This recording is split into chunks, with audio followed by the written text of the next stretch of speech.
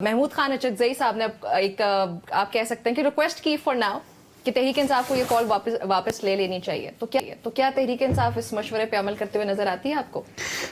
महमूद खान अचकजई साहब ने जो मेरी अंडरस्टैंडिंग है, please correct me if I am wrong, कहा कि तहरीक इंसाफ को ये बात वापस ले लेनी चाहिए और हुकूमत को एक डेट दे देनी चाहिए जिसके ऊपर नहीं, जिस पे हुकूमत ख़त्म हो जाएगी, कोई हमें इसकी कोई डेडलाइन फिगर आउट कर लेनी चाहिए। वो कह रहे हैं मुज़ाकरात में ये तय कर लेना चाहिए कि कौन कितना। तो मैं महमूद खान अचकजई साहब की बात के अंदर अपनी भी नाकिसी आवाज़ शामिल करना चाहता हूँ और ये कहना चाहता हूँ कि ये दोनों मशवरे बहुत अच्छे हैं।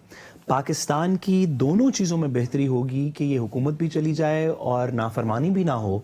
तो अगर ये किसी तरीके हम इस पॉलिटिकल सेटलमेंट पे पहुंच जाएं कि एक तीर से दो शिकार हो जाएं, ना सिर्फ कि सिविल नाफरमानी की मूवमेंट ना हो जिसका कि पाकिस्तान को बहुत नुकसान होगा। आप चाहते हैं कि हुकूमत भी चली जाए? तो क्या ही दुआ मांगने में तो अल्लाह ताला ने कोई हद नहीं रखी हुई ना, तो आप दुआ तो इस तरह की बात मांग सकते हैं। महमूद साहब ने वो भी बड़ा हुआ है कि पाकिस्तान में किस तरह से हुकूमतें इस तरह से डिसाइड होता है कितने अरसे के लिए। अच्छा, लेकिन on a more serious note मैं गुजारिश करूँ प्लीज, मेरा नहीं ख्याल कि सिविल नाफरमानी की मूवमेंट अगर ना चली तो पाकिस्तान के लिए अच्छा होगा और अगर चल गई तो भी पाकिस्तान के लिए अच्छा नहीं होगा। सो आइदर वे रिगार्ड अगर तो हम इसको थोड़ा सा पार्स आउट कर लेते हैं। सिविल नाफरमानी की तहरीकें माजी में उस वक्त कामयाब हुई जब कुछ लोगों ने, जो इंडिजिनस लोग थे, उन्होंने किसी ऑक्यूपाइंग फोर्स के खिलाफ सिविल नाफरमानी की।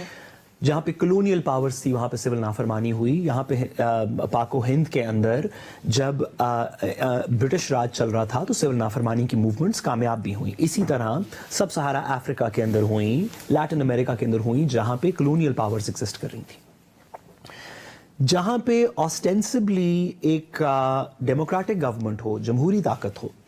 लेकिन चले हम जमहूरी ना भी कहें तो हम ये कहें कि जहाँ पे डोमेस्टिक पावर हो, यानी कि लोग खुद ही आपस में डोमेस्टिक फोर्सेस की हुकूमत हो किसी तरीके से, वहाँ पे सिविल नाफरमानी की तारीख कोई बहुत ज़्यादा इनकरेजिंग नहीं है। मेरा नहीं ख्याल कि इसमें से बहुत ज़्यादा चीज़ निकल सकेगी, इस वजह से कि जो लोग सिविल नाफरमानी कर रहे होंगे, जो अपने बिल अदा नहीं कर रहे होंगे या इस तरह की कोई चीज़ करते हैं, उन लोगों के खिलाफ मुतल्लिका कवानीन के अंदर अगर आप गैस का बिल ना अदा करें तो उसके कानून के नीचे कार्रवाई होगी, बिजली का बिल ना अदा करें तो मीटर कट जाएगा। इस तरह की कोर्सिव कार्रवाइयों की वजह से मेरा ख्याल है सिविल नाफरमानी प्रॉबेबली नहीं चल सकेगी।